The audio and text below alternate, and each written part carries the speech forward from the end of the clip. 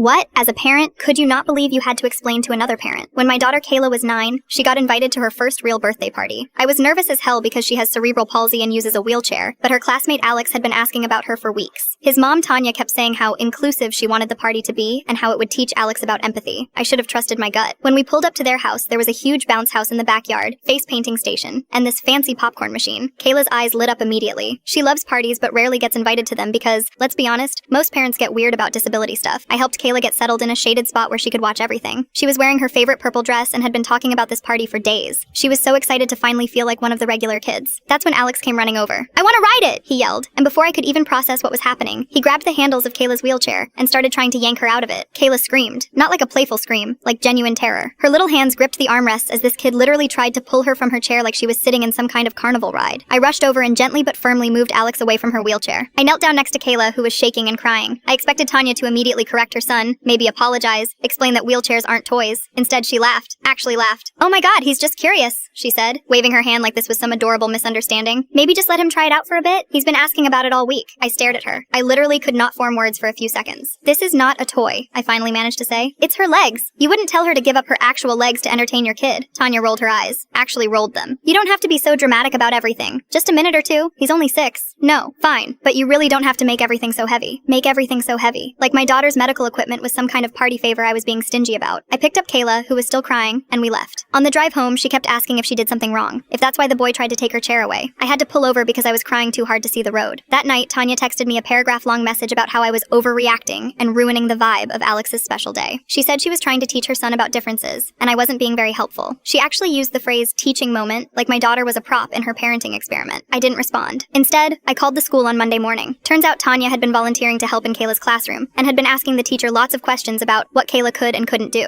The accessibility coordinator shut that down real quick when I explained what happened at the party, but the best part happened 3 months later. Tanya got assigned to take the district's mandatory sensitivity training after the school's disability advocate made some calls. Apparently, she spent 4 hours learning about assistive devices and appropriate interactions with disabled students. The day after her training, I got a text from her, a real apology this time. She said she had no idea how ignorant she'd been, and that she was mortified by her behavior. She asked if Kayla would be interested in coming over for a proper playdate where Alex could learn to interact respectfully. I never responded to that either.